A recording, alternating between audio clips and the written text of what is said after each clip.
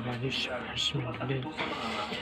Pero ano tuloy sa tinamahan ko siya sa kumpanya pero hindi niya ako sinasagot sa kumpanya eh.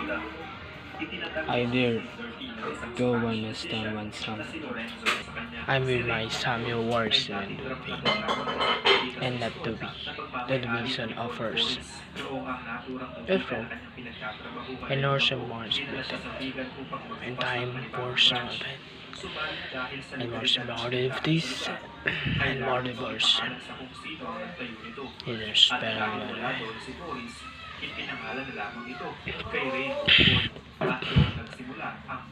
and of course.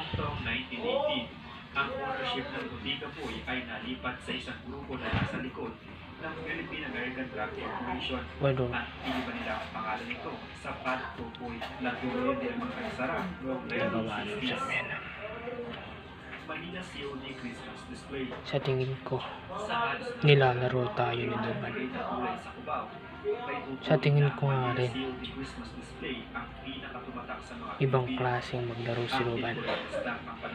Hindi siya titigil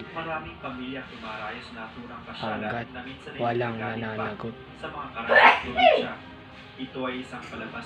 Kaya kailangan natin mag-ingat kay Duban. Sa pamamagitan ng mga figurine na estatwa na mistulang buhay dahil sa makulay nitong mag-iingat tayo kay Duban. Baka mag-alala. Hindi natin hahayaan na hanggang sa mailipat ito sa Araneta Center sa Cubao noong 1966. Namanait ang kasamaan ni Duban. Nagsara ang COD kaya noong 2002. Subalit inadapt ang parehong tema nito ng Greenhouse Shopping Center. I want to stand. Na makikita hanggang sa ngayon. Your Honor, I live force. Noong 19th century, sa panahon ng Palanasri, I live force. Apo! To be now time for the university.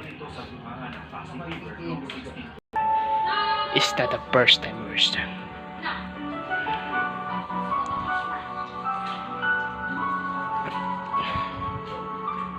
Duban.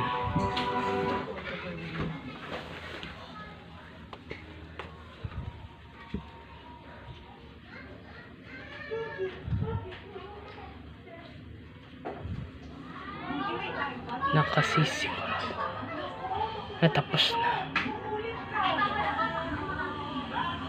Hindi pa tapos. Nagsisimula pa lang akong maning. Pababagsak ko sila isa-isa. Babagsak sila isa-isa.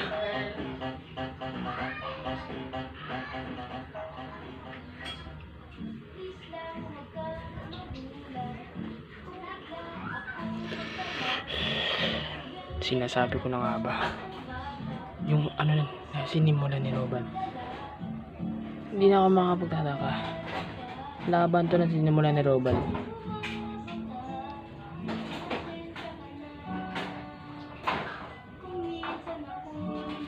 Pinamas ka. Eh!